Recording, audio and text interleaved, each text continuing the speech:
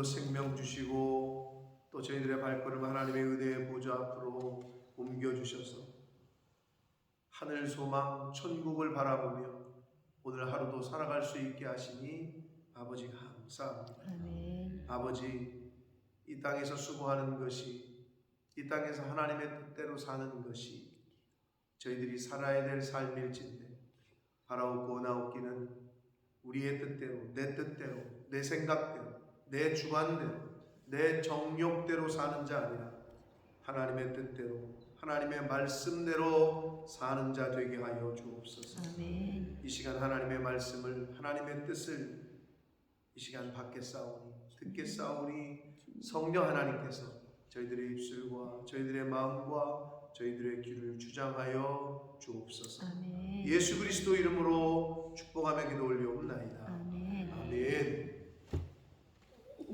자, 오늘 본문에서는 4장 마지막 부분과 5장 첫 번째 단락인데요. 4장 마지막 부분에서는 이 야고보 사도가 요 부분만 읽을 때에는 꼭 구약의 선지자, 구약의 선지서를 읽는 듯한 그런 느낌을 줍니다. 그러니까 선지자들이 이스라엘 백성들에게 들으라 라고 얘기하면서 너희가 어찌하여 아직도 돌이키지 못하느냐, 회개하지 못하느냐, 이런 선지자적인 어조로 4장 마지막 부분에서 말씀을 하는데, 자기 뜻대로 사는 인생에 대한 경종을 울리고 있습니다. 하나님의 뜻이 아니라 세상 사람들은 하나님의 뜻을 몰라요. 근데 하나님의 율법을 받고 말씀을 알고 하나님의 은혜를, 기적을 체험했던 이스라엘 백성들을 향하여 너희가 하나님의 뜻대로 살아야 될진데 왜 너희 뜻대로 사냐, 이것에 대한 경계와 경종의 그 말씀을, 교훈의 말씀을 하십니다.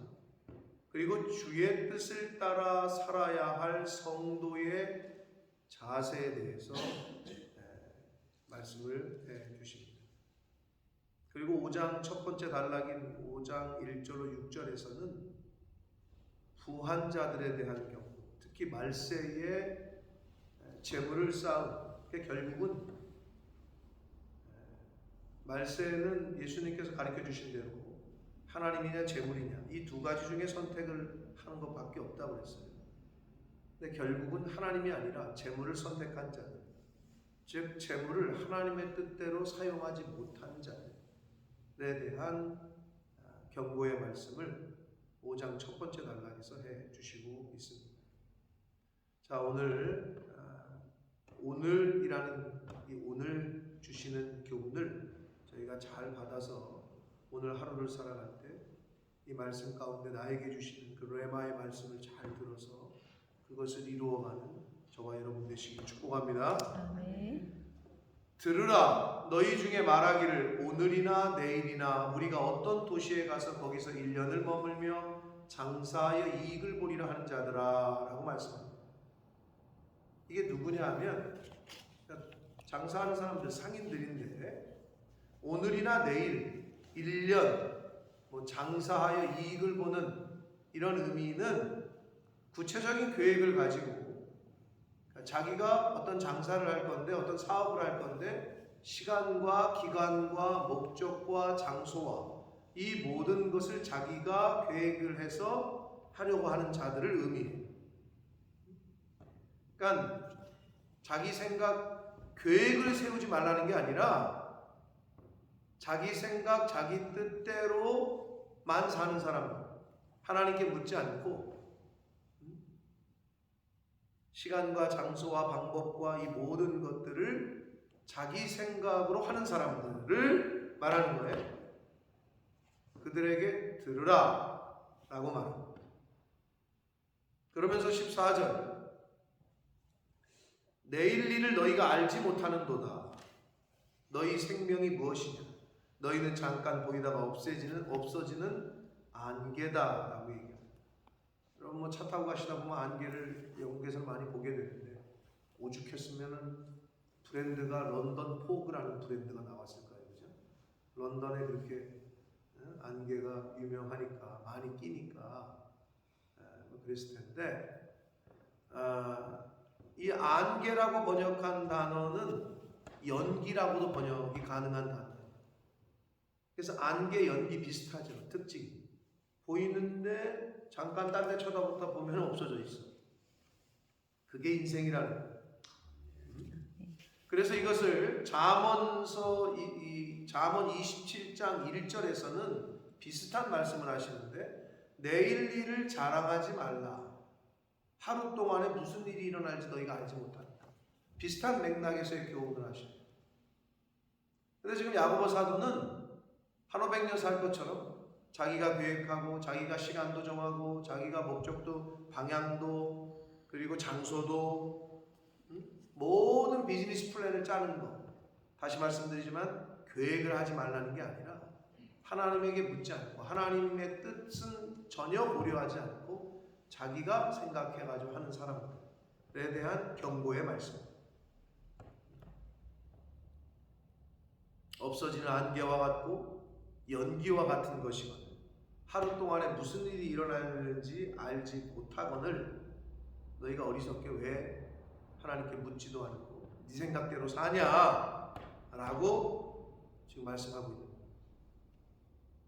그러면서 15절 주의 뜻을 따라 살아야 할 성도들의 삶의 성도의 인생의 자세에 대해서 말하기를 너희가 도리어 말하기를 주의 뜻이면 우리가 살기도 하고 이것이든 저것이든 하나님이 하라 하시면 하겠습니다 하면서 살아야 될 것이거늘 너희들 입맛대로 너희들이 정하고 시간과 장소와 어떤 종목과 이 모든 것을 자기 입맛대로 정해서 살아가는 사람 누가? 그리스도인들이 누가?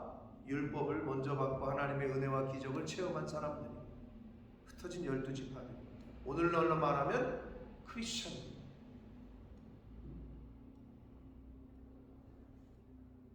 그들을 향하여 지금 교훈하시고 경고하시고 있다.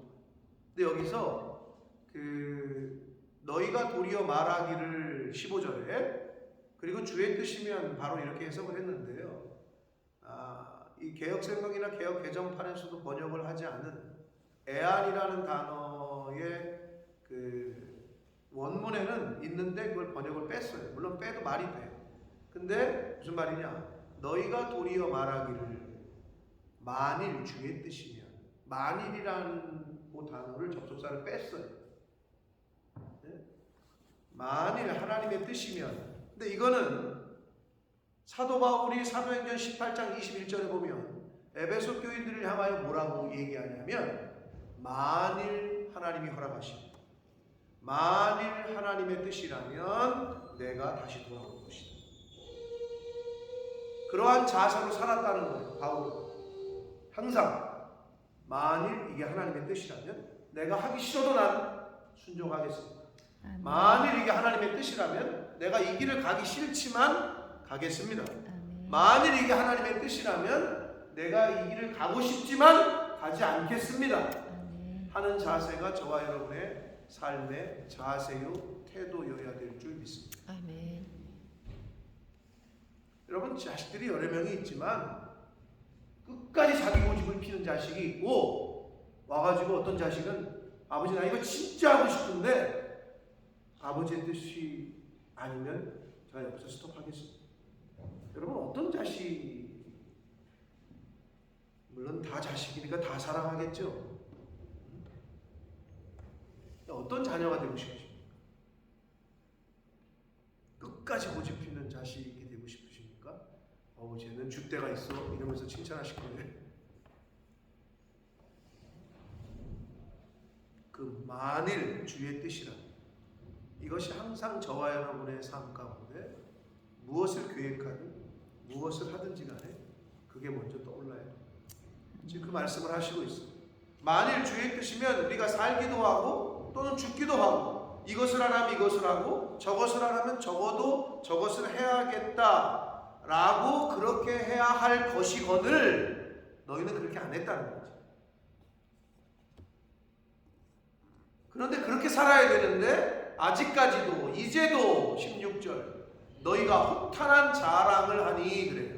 여기서 허탄이라고 번역한 말은 교만, 기만, 거만과 교만이라고 오만이라고 번역할 수 있는 단어예요. 허탄한 자랑이 뭐야? 하나님이 함께 하시지 않는 계획. 야, 내가 이런 계획을 세웠는데 이건 대박이야. 이번에 한번 진짜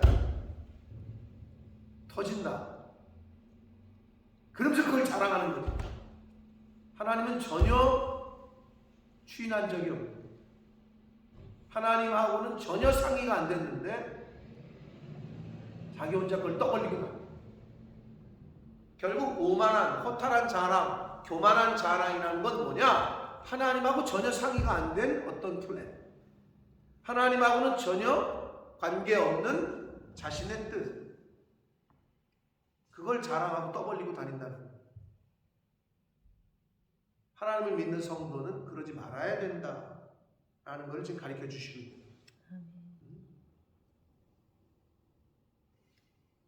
바울 사도는 뭐라고 그랬어요?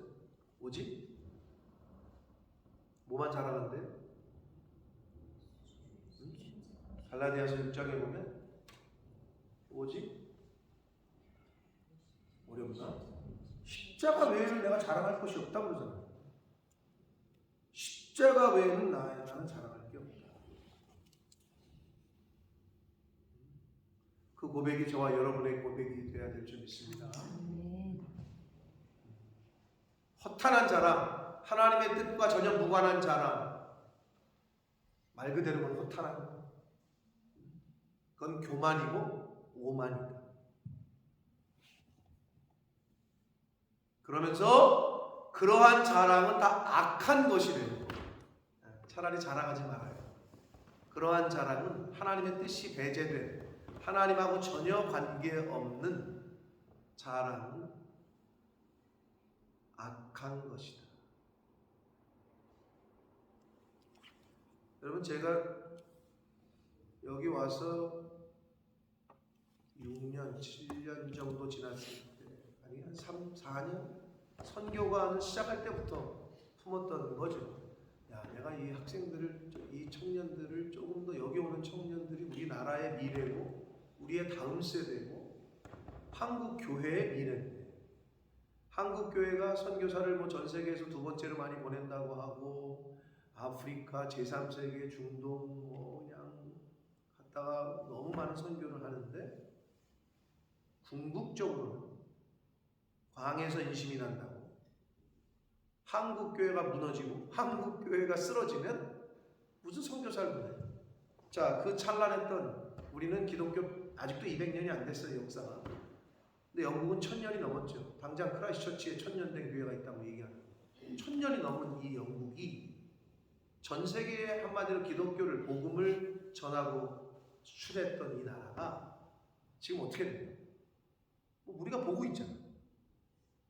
나 술집이 되고, 무슨 게이바가 되지 않고, 무슨 뭐 슈퍼가 되고, 무슨 그나마 나은 건 무슨 공공 무슨 도서관이 되고, 뭐 이런 센터가 되고, 사회복지기관으로 넘어가고, 또는 레지던스로 바뀌고, 이걸 보고 있잖아요, 우리가. 이게 결국 뭐냐? 다음 세대, 선교는 우리가 지역 개념이 있잖아요. 아프리카, 중국, 북한, 이렇게 에어리아 개념이 있단 말이에요, 선교하면. 근데 우리가 흔히 하는 말로 선교는 이제는 가장 우선해야 될 프라이어티는 뭐냐? 세대 선교, 제너레이션 투 제너레이션. 할아버지의 세대가 아버지의 세대고, 아버지의 세대가 자녀 세대. 세대가 넘어가진 않아. 믿음의 계대가 자꾸 끊어져. 그게 영국이잖아요. 우리나라는 어떠냐? 여러분의 가정은 어떠냐? 불과 할아버지의 그 믿음. 내 때에 와서 내 자녀 손때로 가면 어떻게? 청출 어람이 돼야 되는데, 점점점 번성해야 되는데, 그게 하나님의 은혜고 복인데 점점점 쇠퇴해. 존 웨슬리의 직계 손녀가 레즈비언이라니까요. 존 웨슬리, 영국의 감리교의 창시자라고 할 수 있는 18세기의 영국의 부흥의 주역이었던 성결교 감리교에서는 아주 연구도 많이 하고 또 웨슬리의 스피릿을 많이 따라하는데 직계 손녀가 레즈비언이라고 제 후배 전도사님이 가서 직접 인터뷰를 하고 왔답니다. 근데 저도 그걸 듣고 충격이었지. 영국에 이제 어떤 그 프로그램이 있었단 말이에요. 영국의 발자취, 신앙의 발자취를 따라서. 근데 만나서 인터뷰를 했는데 자기는 레즈비언이다. 여러분 남의 얘기는 아니에요. 그래서 어제 또 누구 얘기하다가 저희 남 목사님 뭐라 그랬냐? 뭐라 그랬지? 네가 남자친구를 데려왔는데 첫째는 동성이 아니어서 감사하고 라고 뭐 농담반 진담반 그러셨을 텐데 요즘 시대가 그래요. 데리고 왔는데 엄마 저 사랑하는 사람 생겼어요. 그래? 데리고 와봐라. 근데 왜 남자를 데려왔다고 생각해봐. 이거 뒤집어질 일이지. 딸내미가 여자를 손잡고 데려와가지고 우리 사랑하는 사이니까 우리 허락해 주세요. 죄송하지만 이런 시대가 금방 옵니다. 영국에서는 이미 많고, 그죠? 근데 내 가정에서는 그런 일이 안 벌어진다? 어떻게 장담해? 지금 한국에서 커밍아웃하고 있는 많은 동성애자들은 누군가의 자녀로, 누군가의 딸이고 누군가의 아들이요. 그 부모들도 전혀 몰랐을 거야. 목 잡고 넘어갈 일이지.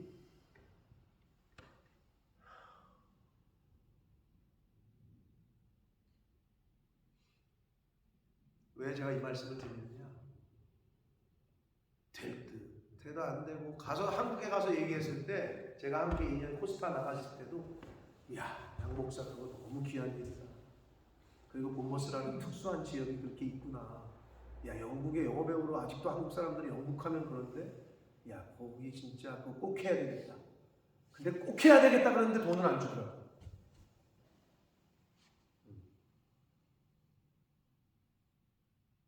그래서 제가 이게 하나님의 뜻이 아닌가라고 계속 되물었어.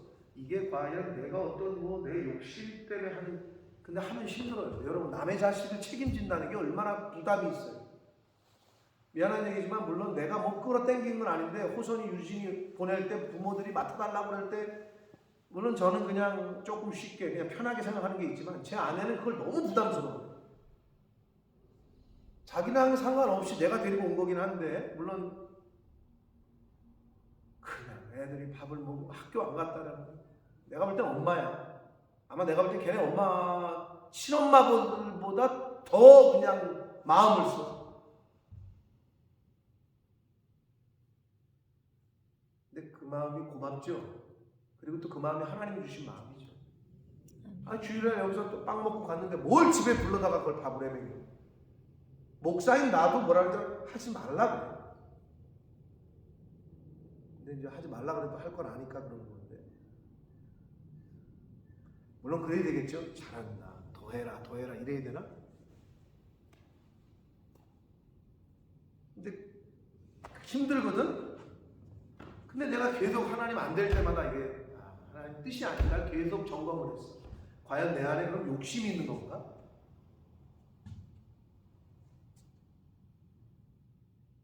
근데 그거는 내 스스로가 필터링을 했을 때 그건 아니었어.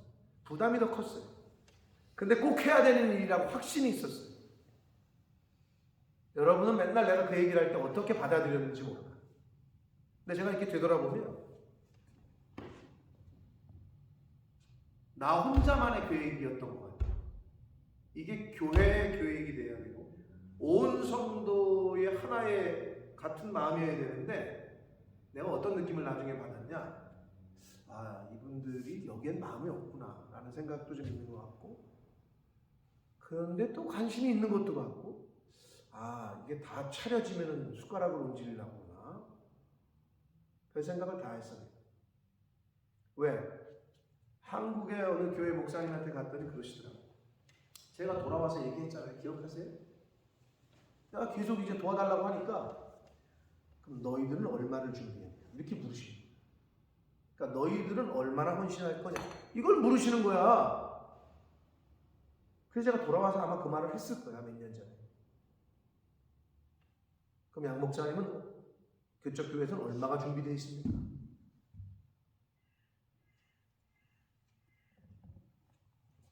여러분, 거저되는 건 없어요. 우리가 헌신하고 우리가 먼저 하나님 앞에 드리지 않으면 하나님이 궁극적으로 역사하시지만 우리가 믿음으로 행위로 그걸 해야 돼요. 그래서 저는 뭐 이번에도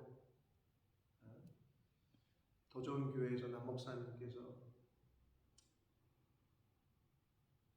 통해서지, 정확히 말하면 하나님께서 이번에 어떻게 인도 궁극적으로 어떻게 끝내실지 모르나 지금이 때라면 하나님 이게 진행이 돼서 시작하게 해주시면 여러분 시작이 되면 뭐 그냥 막상 좋을 것 같아요? 그렇지 않아요. 부담이 큰 거예요. 남의 자식들을 관리한다는 거. 물론 세상 비즈니스적인 마인드로 가지면 학생 하나가 돈으로 보이겠지. 근데 우리는 그런 건 아니잖아요. 네? 그런 건 아니잖아요.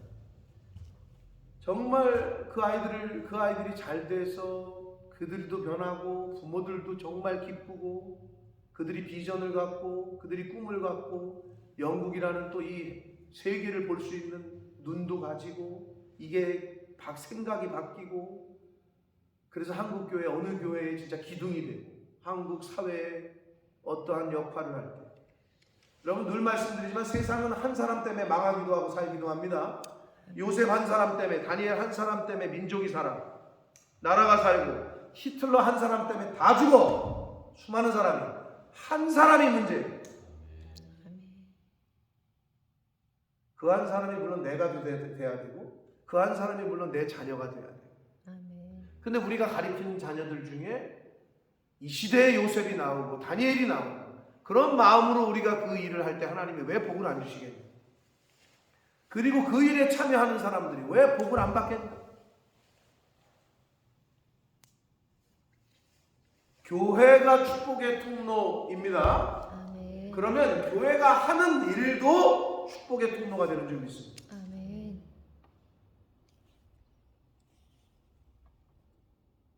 제가 10여 년 동안 계속 물었어요. 하나님께. 그리고 나를 계속 점검했어요. 근데 뭐 그거 한다고 그게 뭐 내게 되겠어요.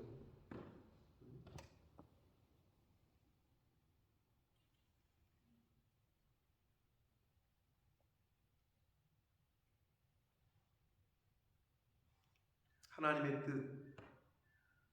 기독교인들이 제일 많이 써먹는 것 중에 하나가 하나님의 뜻, 주님의 뜻이죠.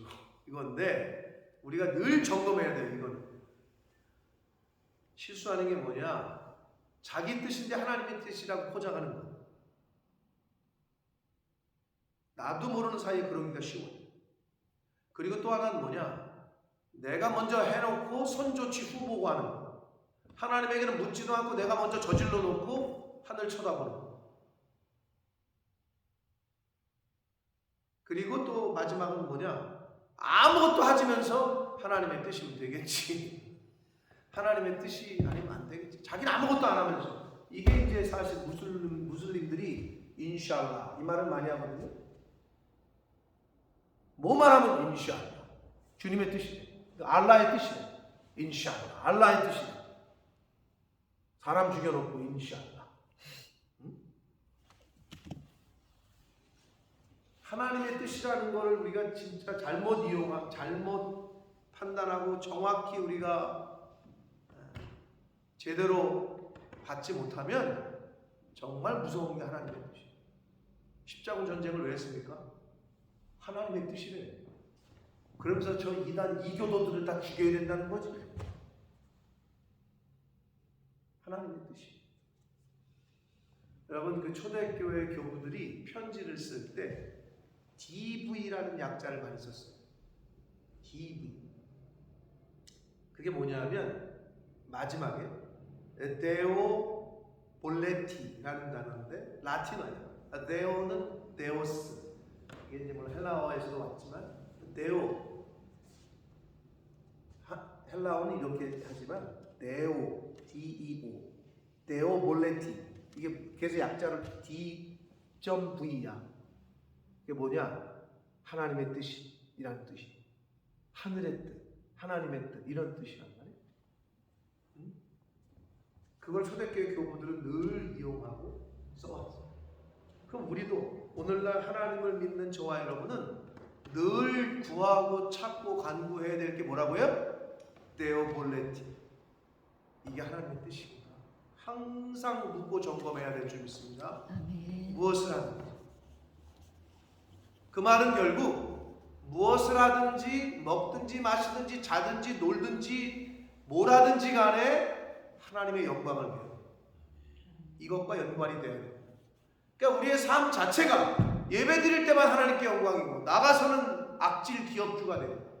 그냥 돈 버는데 그냥 자기 배 채우는데 그냥 이제 그 뒤에 5장이 그 얘기가 나와. 그렇다면 안 되지 않냐라고 야고보 사도가 당시에 흩어져 있던 12지파들에게 한 얘기인데 왜 했다고? 그런 사람들이 있었던 거죠. 그럼 오늘날 교회에도 있죠. 교회를 왜 나와? 교회를 나와야 내 비즈니스에도 도움이 되고 교회를 나와야 뭐 이렇게 네트워킹이 되고 왜 없겠어요? 많아요. 물론 그들이 말씀을 듣다가 변화되기를 우리는 기도하는 거죠. 아멘. 그럼 뭐 앞에 서가지고 진짜인지 가짜인지 검색해가지고 뭐 엑스레이 아니 뭐 이렇게 검색대로 뭐 걸러내가지고 야 넌 오지 마 뭐 이럴 건 아니잖아 우리가.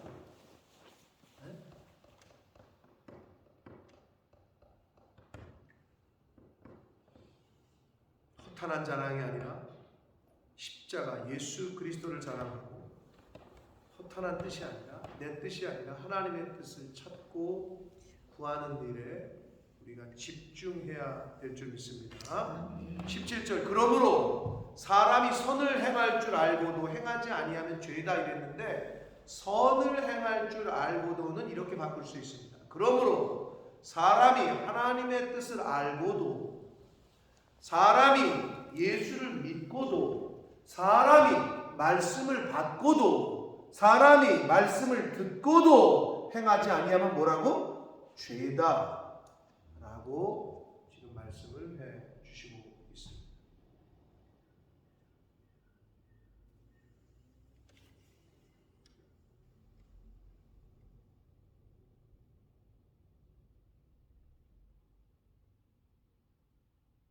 그러니까 예수 믿는 사람들이라면 말씀을 아는 것과 그것을 행하는 것을 분리하면 안 돼요.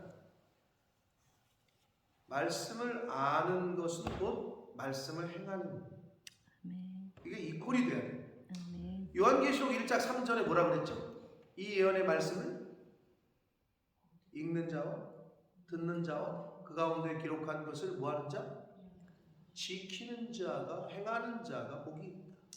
그러니까 읽는 것과 듣는 것과 행하는 것은 사실은 하나인 거지. 삼위일체처럼 읽는 것으로 그치고 듣는 것으로 그치고 그건 관념적인 거죠. 실제 삶으로 이어지지 않는다면 그러니까 야고보 사도는 그거를 지금 잘 우리에게 교훈을 하고 있는 거예요. 물론 바울 사도도 그거를 얘기를 했고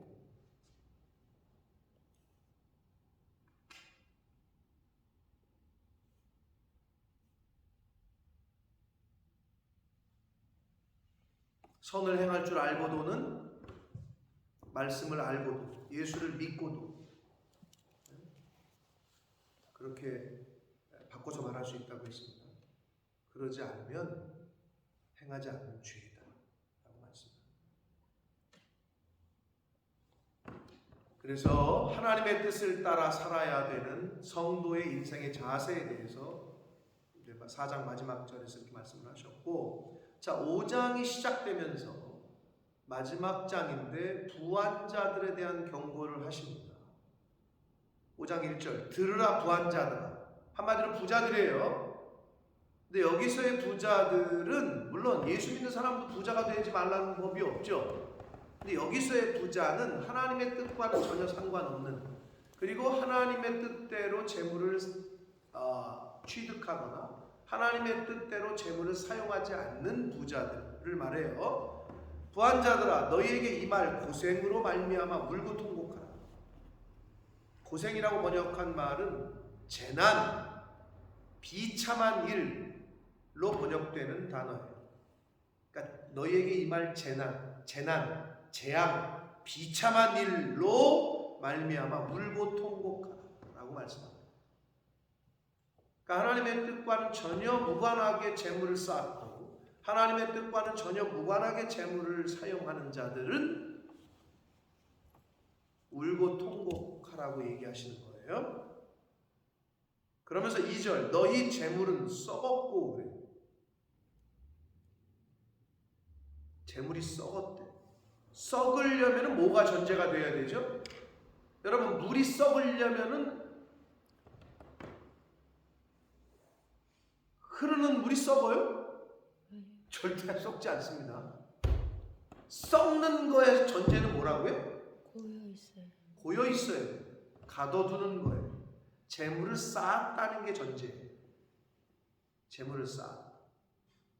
하나님의 뜻대로 사용해야 되는데 자기 배만 위해서 자기 자신만을 위해서 쌓아둔 사람들을 의미하는 거예요. 그래서 그들의 재물은 썩었고 너희 옷은 좀 먹었다.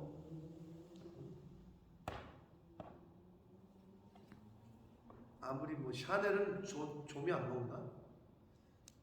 누이비통은 좀 안 먹어요? 하나님께서는 하나님의 뜻과는 무관하게 자기 자신만을 위해서 재물을 쌓고 사치하는 사람들에 대한 경고의 말씀을 지금 하시면서 3절 보면 너희 금과 은은 녹이스럽다. 근데 이 말이 한국 번역이 맞아요? 안 맞아요? 우리 저기 실버 우리에서 근무하시는 분들 기금속에서 근무하시는 분들 전문가 아니요? 금과 은이 녹이 슬어요? 순금, 순은은 녹이 슬지 않습니다. 근데 여기서 번역을 왜 이렇게 했을까요? 여기서 말하는 녹은 금은 비유적인 거죠. 네? 결국은 하나님의 뜻대로 사용하지 않은 재물을 의미하는 거예요. 그건 녹이 쓴다는 거예요. 그래서 이 녹이 즉 하나님의 뜻대로 사용하지 않는 그 재물이 바로 너희에게 증거가 될 것이다. 그리고 불같이 너희 살을 먹을 것이다. 뭐 구약이건 신약이건 불은 하나님의 심판을 상징합니다. 불같이 너희 살을 먹을 것이다. 그러시면서 말세에 너희가 재물을 쌓았다라고 말씀합니다.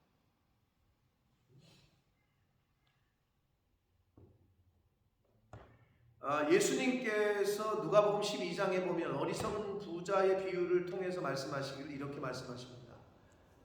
그 어리석은 부자는 자기를 위하여 재물은 쌓았다. 그러나 하나님께 대하여는 부유하지 못한 자다. 이런 표현을 하세요. 그러니까 세상 재물은 쌓았는데 그러니까 부자 아니야 부자. 근데 하나님께 대해서는 가난해.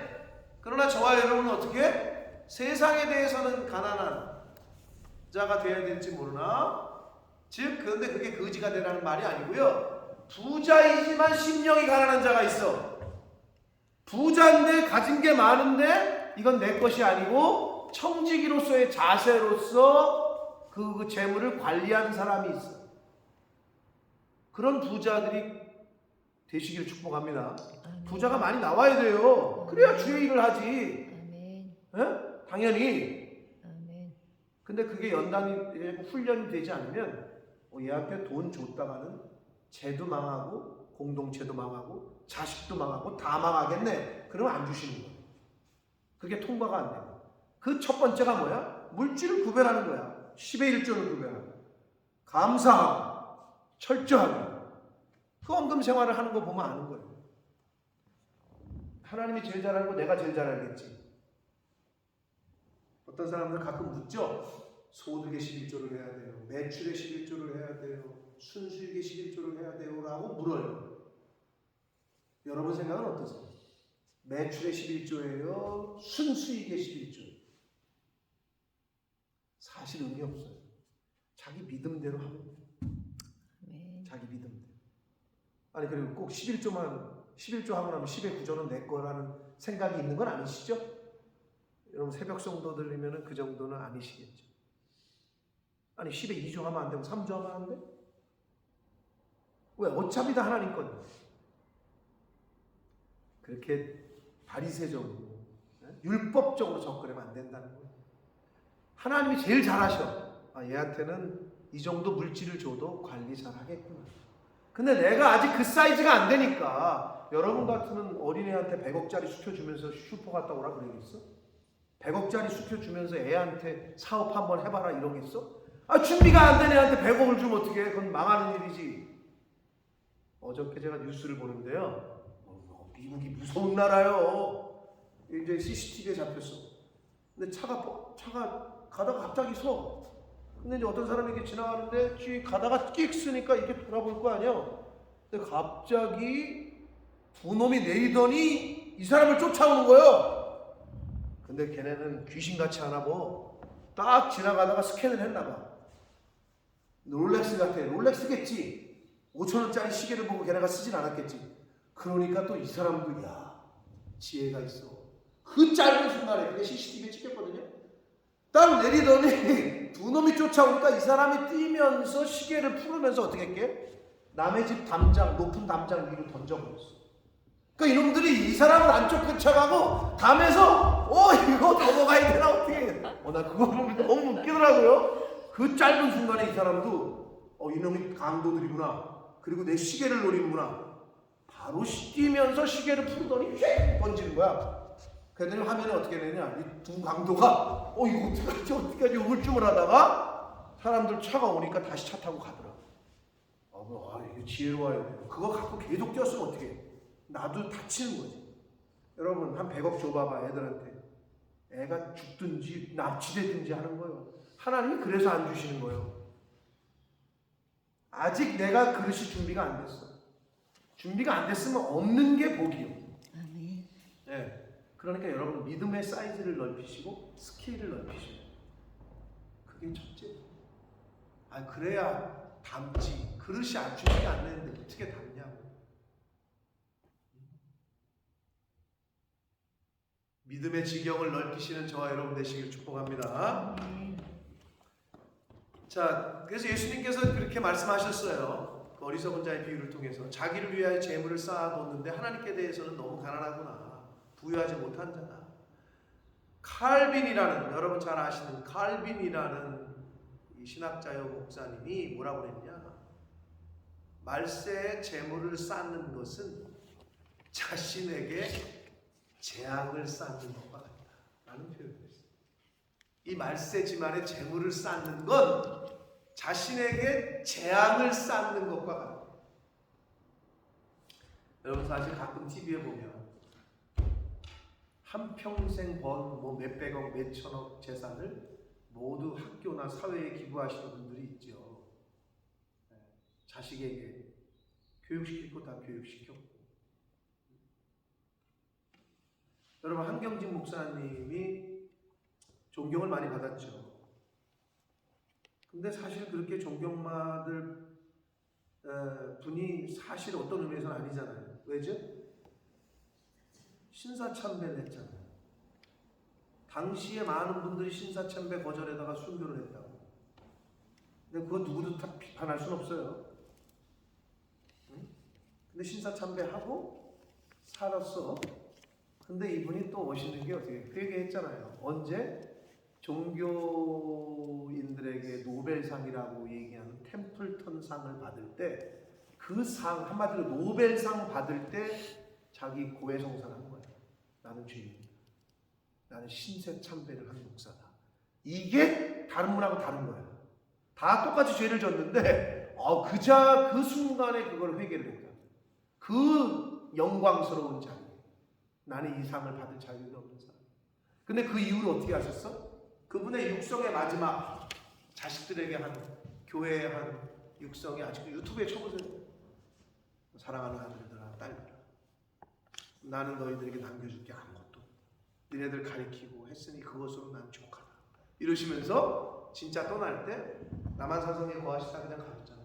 통장도 없고 집도 없고 아무것도 없어. 청빈의 삶을 사셨어.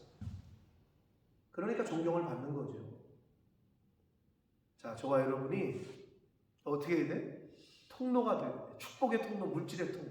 네. 저도 좀 그러고 싶어. 그래서 내가 강원한 목사님 만나고 내가 똑같은 선교사인데 누구는 70억, 80억을 주물렀대는데 난 아직 감이 아니라서 그런가 보다라는 생각을 했어. 7, 80억을 10년 동안 실컷 썼대. 이렇게 표현하더라고. 실컷 썼대. 여러분 7, 80억 써봤어요? 실컷 썼대. 근데 난 이거 뭐 20억도 안 되는 호텔을 못 사가지고 좀 이러고 있긴 한데 여러분 저와 여러분의 삶이 통로가 돼야 돼. 통로. 아멘. 물질을 많은 곳에 흘려보내는 아멘. 축복의 통로, 물질의 통로가 되시길 축복합니다. 아멘. 그리고 여러분이 그렇게 살아야 여러분의 자녀 손들이 또 그런 통로로서의 대를 잇게 됩니다. 아멘. 4절 봅니다. 보라 너희 밭에서 추수한 품꾼에게 주지 아니한 삭시 소리 지르며 이것은 그 임금을 갈취당한 노동자들의 외침이라는 거고요. 그 추수한 자의 우는 소리. 아니 여러분 일 시켰는데 돈 안 줘봐. 얼마나 그 사람들 하루 먹고 하루 사는데 가끔 뉴스 보면 열받는 뉴스가 있죠. 대한민국이 언제부터 그렇게 잘 살았다고. 개구리 올챙이적 생각 못한다고.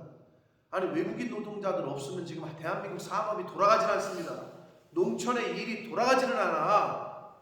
여러분 우리 한국 사람들은 너무 귀해져가지고 논에 뭐 어디 시골에서 뭐 소농장 어디 농장에서 뭐 치우는 거 거름 치우는 외국인 노동자가 아니면 농업이건 뭐건 돌아가질 않아. 산업이건.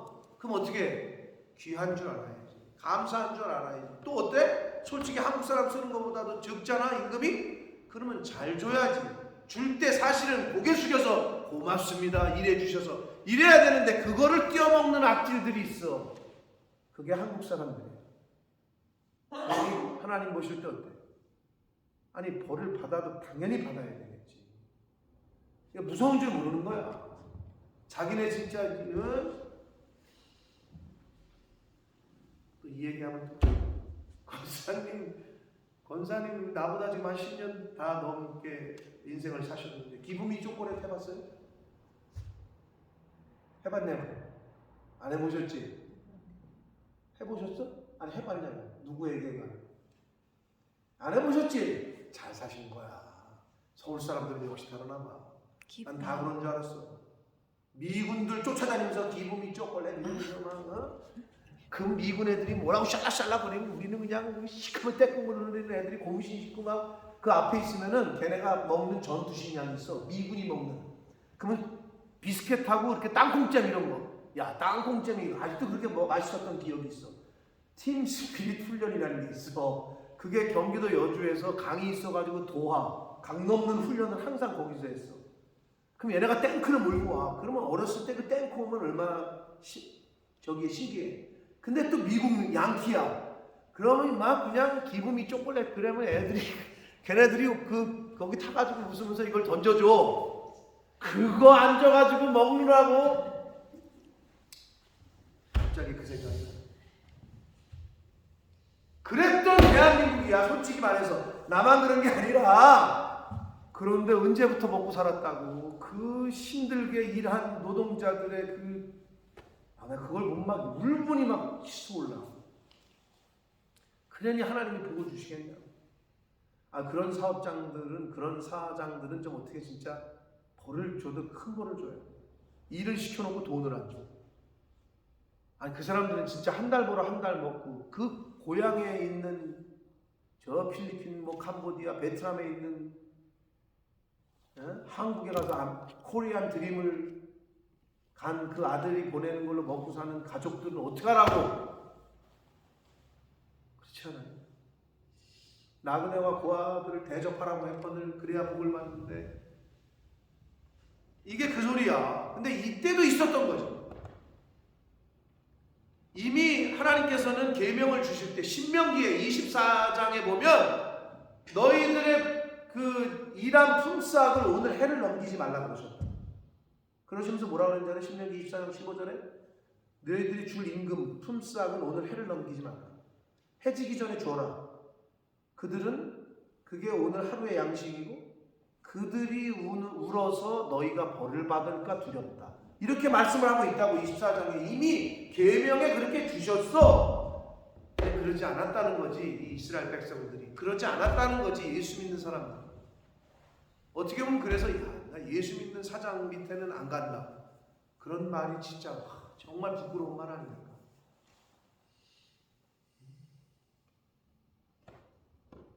만군의 주의 귀에 들렸다. 우는 소리가. 여러분 남의 눈에 피눈물 나게 하면 뭐 한다고 그러죠?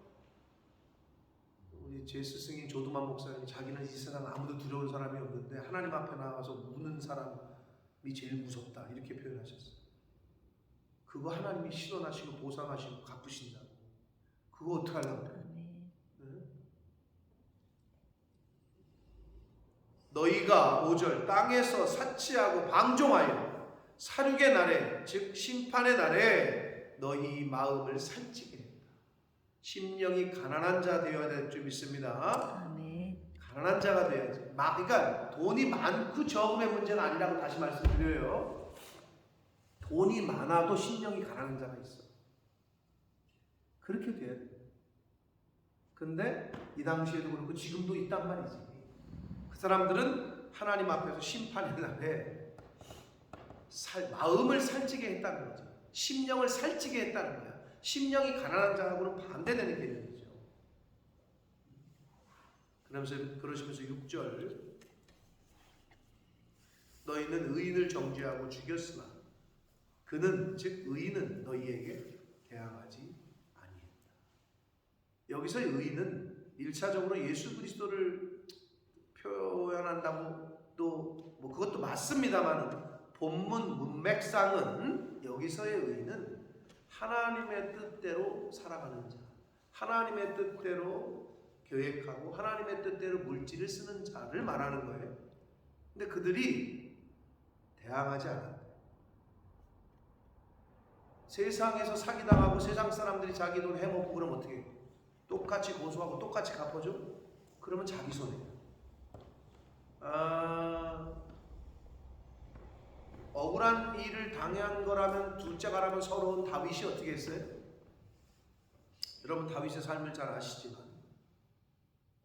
다윗이 시편 109편 4절에 보면 이런 고백을 했어요. 나는 그들을 사랑하나 저희는 도리어 나를 대적하니. 사울 왕도 사실은 다윗은 뭐 죽일 마음 없었잖아요. 그러니까 2번이나 기회가 있었지만 옷자락만 베고 안 죽였잖아. 그러니까 나는 저들을 사랑하나. 압살롬 자기 아들 사랑했지. 근데 쟤들은 자꾸 나를 죽이려고 해. 대적하나 나는 사랑하나 저희는 나를 대적하니 어떻게 했다고?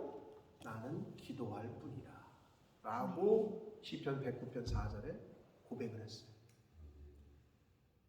여러분 제일 좋은 방법은 하나님 앞에 우는 거예요. 하나님 앞에 기도하는 거예요.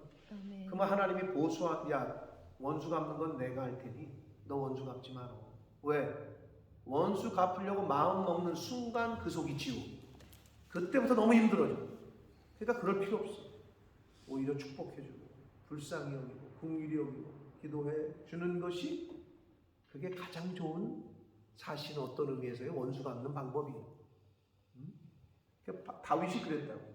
나는 사랑하나 저희는 나를 대적하니 나는 기도할 뿐이다. 아멘. 사랑하는 성도 여러분, 야고보서의 말씀이 이제 저희가 끊어진 단락대로 우리가 왔는데 사실 너무 귀한 말씀들이고 우리가 실제 생활에서 믿음 생활한다는 사람들이 놓치기 쉬운 행함에 대한 부분.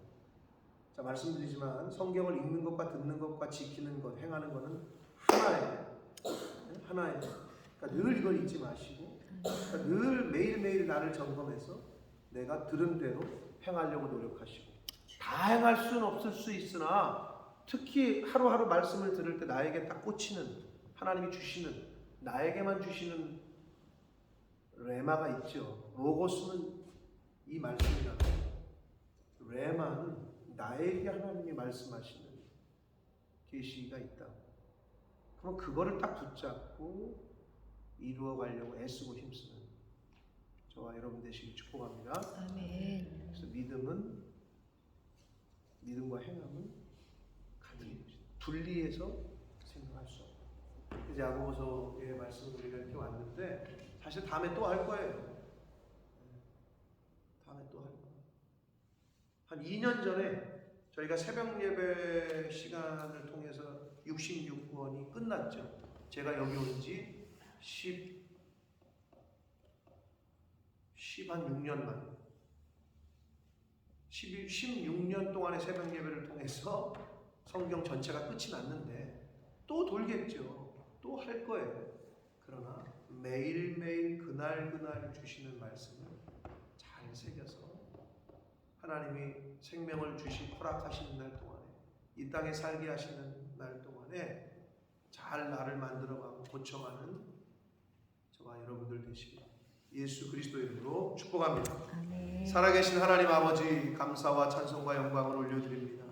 오늘도 새날 주셔서 생명을 연장시켜 주셔서 하나님 앞에서는 천년 같은 하루를 오늘도 살게 해주시니 감사합니다. 아멘. 아버지 하나님 오늘 주신 말씀을 그 말씀들 중에 내가 이루어가야 될 말씀을 각자 심령에게 주셨을지인데 그것을 꼭 붙잡고 꼭 가슴에 새기고 신비에 새기고 이루어가는 저희들 한 사람 한 사람 될 수 있도록 은혜 내려 주옵소서. 아멘. 아버지 관념적이고 종교적인 신앙생활이 아니라 예수님 사셨던 것처럼 이 땅에 오셔서 공생에 사셨던 것처럼 믿음의 선진들이 복음을 들은 대로 행함으로 그렇게 복음을 삶으로 살아냈던 것처럼 저희들도 이 땅에 살아 있는 동안에 하나님이 말씀 주시는 날 동안에 그 말씀을 복음으로 내 인생에서 삶으로 살아내는 그러한 삶을 살게 해 주옵소서. 아멘. 예수 그리스도 이름으로 축복하며 기도 올리옵나이다. 아멘. 하늘에 계신 우리 아버지